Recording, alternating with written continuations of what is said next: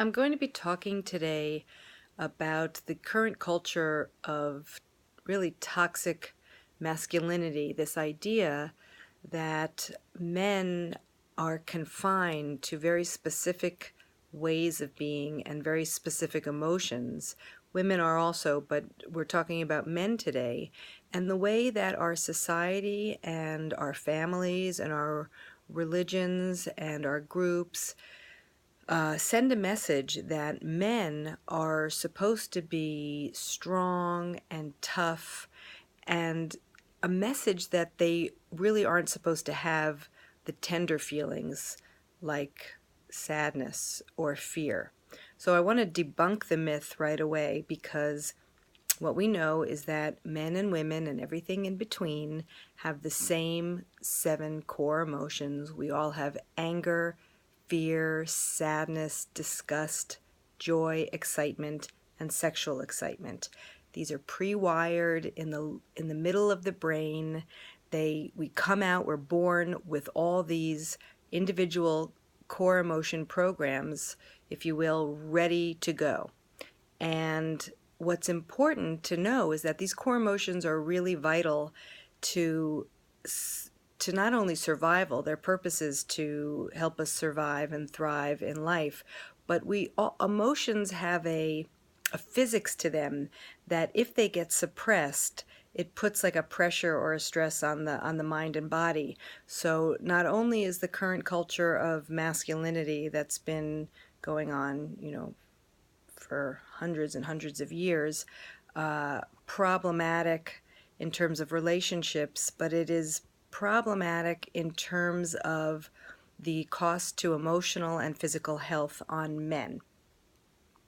So for all the men out there that are listening, I guess I want you to know, one, that emotions just are. We cannot control them, despite what our fathers or mothers or aunts or uncles or teachers might have told us. They come up, they express, they have a pressure to come out and be expressed. And it's only after we have them that we can kind of squash them down in a variety of ways. We squash them down with muscular constriction, which we will feel as anxiety. We squash them down with shame, which is learned in a context, meaning, let's say the first time that we cry, our father criticizes us, calls us a baby or a sissy. It's so humiliating that there's this automatic learned reaction from then on that we suppress those tears.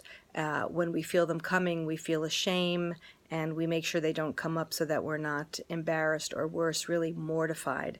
And after a while of suppressing emotions again and again, we just develop a kind of armor.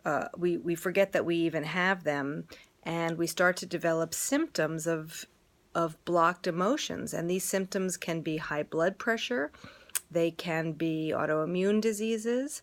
Those are the physical symptoms, and there are many other diseases that we have in the body. But we do form psychological symptoms: anxiety, depression, aggression, eating disorders, addictions. These are all symptoms of blocked emotions that, in order for our mind and body to negotiate that pressure down, we have to twist our mind in a variety of ways to survive. So men, it's very important to, one, do your homework to find out, if what I'm saying you doubt, find out, do research on its neurobiology. It's affective, AFFECTIVE, neuroscience. It means the neuroscience of feelings. And learn that emotions just are. You can't control them, and you are supposed to have sadness over loss. You're supposed to be frightened when there are scary things, and you're supposed to cry when there's something sad that would make you cry. You don't have to, but if you experience a profound loss, we all feel sadness. That's how we love. We care when the things that we care about go away, and we feel sadness. These are all naturally occurring emotions. And it's very important, if we've learned to block them, that we relearn how to experience them. And that usually is done by getting in touch with what's happening below the neck, that the body holds the memory of what's supposed to be.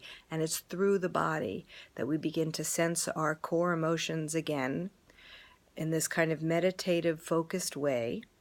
And once we get more familiar with them and we give ourselves permission to have them, it's not that we have to show them to everybody, but we need to at least know that we're having an emotion, be able to name the emotion, be able to feel the emotion. And hopefully it's so important that we connect with other people. So hopefully that you find a good friend, man or woman, that when you have emotions like sadness and fear, that you can share them with, and they understand about emotions and they will welcome them and be a comfort to you, because we all deserve to be comforted and loved and accepted for who we are. And we are all feeling full human beings. Thank you for listening. Oh, I should say, for more on emotions, you can visit my website, which is hilaryjacobshendel.com.